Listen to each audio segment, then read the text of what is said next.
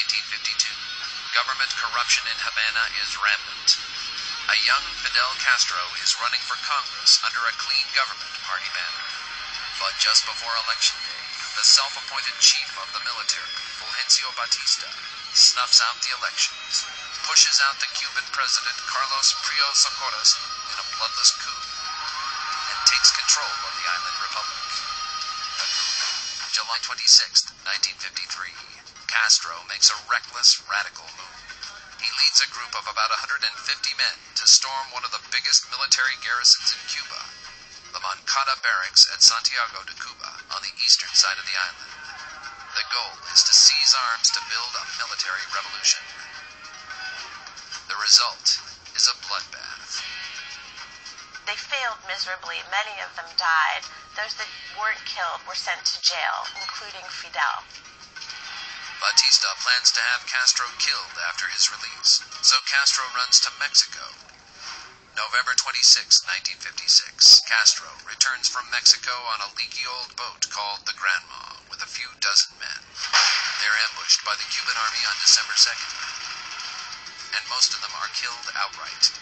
Castro survives, and with fewer than 24 others, he escapes to the Sierra Maestra Mountains. Here they hide for nearly 2 years, building a revolutionary army and developing their political philosophy and strategy.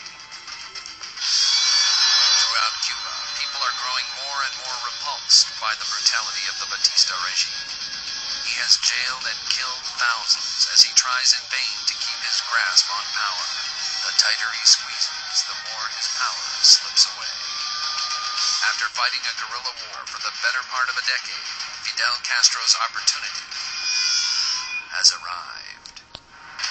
New Year's Eve, 1958. While unsuspecting revelers in Cuban casinos are playing cards, placing bets, dancing, and toasting in the new year, on the streets and in the Cuban countryside, revolution is bubbling over. President Fulgencio Batista celebrates at midnight, but the clock has run out for him. He gathers together on New Year's Eve after an appropriately festive party. His buddies, political, military, and other social leaders, fills about 6 airplanes and leaves the country. The nation celebrates. People dance in the streets, filled with hope for a new beginning, a new Cuba.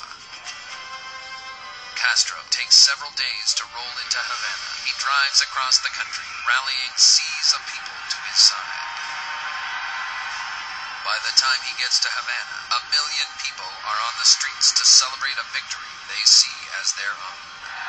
And they come to hear Fidel speak. A bunch of white doves land on his shoulder and arm as he's making the speech. Now, for anyone who knows anything about Cuban religion, Santeria, the white dove is a very significant animal. And this immediately is the signal. Fidel is the deliverer. He is the man who is going to take Cuba from its helpless status and make it into a strong people, a strong nation.